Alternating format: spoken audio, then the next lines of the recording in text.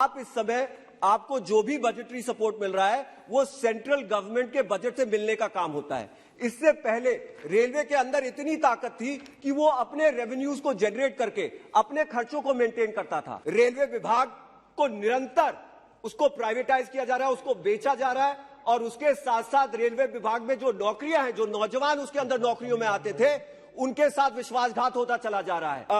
हमें railway budget ये बताता है और बजट की गणित हमें ये बताती है रेलवे डिपार्टमेंट की कि आपके जो राजस्व प्राप्तियां होंगी वो 2.2% आपके खर्चे से ज्यादा होंगी। ये मान्यवर अभी तक पिछले 7 साल में ये नहीं हुआ है कि आप जो ये प्रोजेक्शंस करते हैं सर, ये फिर से एक मुंगेरी लाल के हसीन सपने हैं।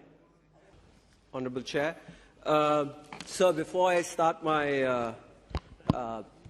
my speech on the demands for grants of railways, I would like to make my request for the various works that have to happen in my constituency and also some of them which have been achieved through the intervention of the Railway Minister. I would like to thank him.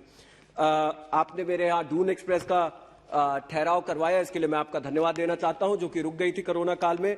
आपने Ganga Sutlej express Firozpur और धनबाद का भी ठहराव करवाया, इसके लिए मैं भी आपका धन्यवाद देना चाहता हूं।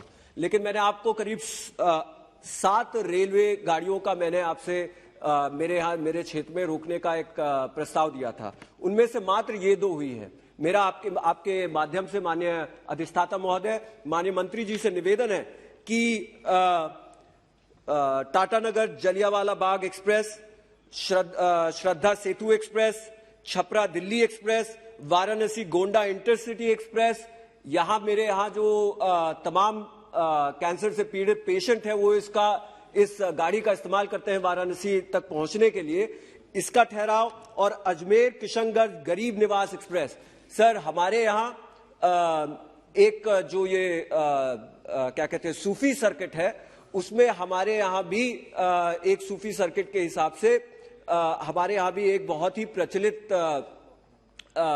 मजार है, जिसपे अगर आप इस ट्रेन को रोकेंगे तो उससे आपको एक बहुत ही अच्छा रेवेन्यू मिलने का काम होगा। तो ये मेरा आपसे निवेदन है। दूसरा, हमारे यहाँ अंबेडकर नगर से होते हुए एक लाइन को डबल किया जा रहा है, जो कि कई सालों से ये काम चल रहा है। इसमें तीव्रता आनी चाहिए और इसकी वजह से कई जगहों पे जो अंडरपासेस बनने थे, जो हमारे यहाँ एक बड़ी रोड जाती है, खास तौर से कटहरी निनावपुर से उथरेतु होते हुए टांडा जाती है, इसके लिए भी मैंने रिक्वेस्ट किया था। हालांकि वहां के डीआरएम ने इसमें जो है थोड़ी सी सहायता की है, लेकिन अभी भी सुचारू रूप से वहां पे यातायात बाधित है। इसमें अगर सुधार लाया जाएगा तो वहां हजारों लोग इसका इस्तेमाल करते हैं। अब मैं डिमांड फॉर ग्रांट्स पे आना चाहता हूं। सॉरी, एक फाइनल मेरा रिक्वेस्ट माननीय मंत्री जी से है। सर, अंबेडकर नगर मुख्यालय पे अकबरपुर में एक फ्लाईओवर मेन रेलवे ट्रैक्स के ऊपर से जाता है।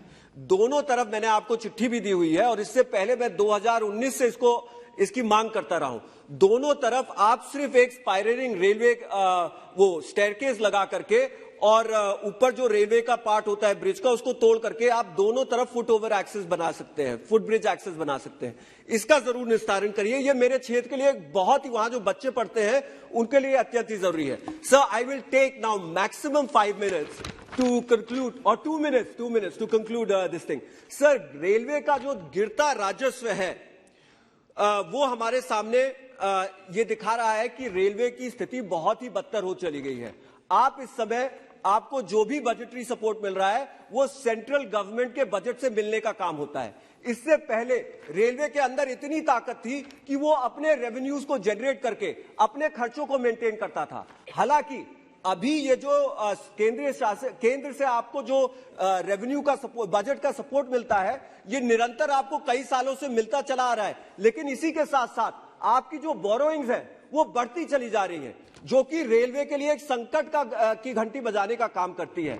ये बड़ी दिक्कत की बात है और इसको आप अपने प्रोजेक्शन में एडजस्ट करने के लिए आप अपने इंटरनल रेशियो को भी एडजस्ट करने का काम करते हैं, जो आपका ऑपरेटिंग रेशियो को एडजस्ट करने का काम करते हैं। मैं अपने क्षेत्र अंबेडकर नगर के लोगों की सुविधा के लिए ऑपरेटिंग रेशियो को समझाने का प्रयास करूंगा। ऑपरेटिंग रेशियो वो होता है, I am going to take 2 minutes before you hinder me. Operating ratio वो होता है जिसके अंदर आप 100 रुपए कमाने के लिए कितना पैसा खर्च करते हैं। 2017-18 में रेलवे 2013 में रेलवे 90 रुपया खर्च करता था। जब माननीय अधिष्ठाता महोदय आप लोगों की सरकार हुआ करती थी तो रेलवे मात्र 90 रुपया खर्च करता था 100 रुपया कमाने के लिए। और आज 2019-20 में आप क्या देख रहे हैं, 2019-20 तक भी 98 रुपया खर्च करता था 100 रुपया कमाने के लिए। यह गिरता चला आ रहा है। और आप और सीएजी ने यह निरंतर हाईलाइट किया है। मैं आपके माध्यम से माननीय मंत्री जी को बताना चाहता हूं कि इस खर्चे को, इस ऑपरेटिंग रेशियो को और अपने हिसाब से मैनिपुलेट करने के लिए रेलवे जो है निरंतर एडवांस पेमेंट्स लेने का काम करता है एनटीपीसी और कॉनकॉर्ड जैसी पीएसयू से। ये आपने 2018 में भी किया जब आपका ऑपरेटिंग रेशियो 101 रुपया था, यानी कि 100 रुपया कमाने के लिए आप 101 रुपया खर्च कर रहे थे। और उसको आप कम करने के लिए आपने एडवांस पेमेंट्स लिए और एडवांस पेमेंट्स लेने के बाद आपका ऑपरेटिंग रेशियो कम हुआ, 97 रुपए पे आया। ये खामियां मैं यहां पे सदन के माध्यम से यहां पे हाईलाइट करना चाहता हूं। दूसरा, आप ये कहते हैं कि sir just 1 more minute, 2 more minutes you give me, I'm concluding। आप ये कहते हैं कि आप जो है हमें रेलवे बजट ये बताता है और बजट की गणित हमें ये बताती है रेलवे डिपार्टमेंट की कि आपके जो राजस्व प्राप्तियां होंगी वो 2.2% आपके खर्चे से ज्यादा होंगी। ये मान्यवर अभी तक पिछले 7 साल में ये नहीं हुआ है। और अगर राजस्व प्राप्तियां जो है ये तो और बढ़ी हुई है तो उसका कारण भी था। आपने जो ये प्रोजेक्शंस किए हैं उसके 2 कारण है सर। आपने कहा कि आपका जो मालगाड़ी आता है उसमें आपको जो है बढ़ोतरी होगी 13.6% की। और आपने ये भी कहा कि पैसेंजर यानी कि यातायात से आपको 31.8% की जो है वृद्धि होगी आपकी अर्निंग में। मैं आपके माध्यम से ये बताना चाहता हूं कि सिर्फ पिछले साल को छोड़ करके जो आपका बेस ईयर कोविड ईयर था उसकी वजह से पिछले साल आपकी अर्निंग्स 191% जो है जंप हुई। ये अब होने वाला नहीं है सर, क्योंकि बस आई एम कंक्लूडिंग, ये अब होने वाला नहीं है। आखिर में मैं यही कहना चाहता हूं कि आखिरी बार railway last point sir, after this I conclude, last point and I conclude. After इसके बाद आपने जो है 2017-18 में जो है आपने कभी डबल डिजिट्स छुए थे, उसके बाद से आज तक आप लोगों ने नहीं छुआ है। इसलिए आखिर में मैं यही कहना चाहूंगा कि आप जो ये प्रोजेक्शंस करते हैं सर, ये फिर से एक मुंगेरी लाल के हसीन सपने हैं। रेलवे विभाग को निरंतर उसको प्राइवेटाइज किया जा रहा है, उसको बेचा जा रहा है और उसके साथ साथ रेलवे विभाग में जो नौकरियां हैं, जो नौजवान उसके अंदर नौकरियों में आते थे, उनके साथ विश्वासघात होता चला जा रहा है। मैं अंत में अपनी बात यही कहूंगा कि इस देश के नौजवान को चेतने की जरूरत है।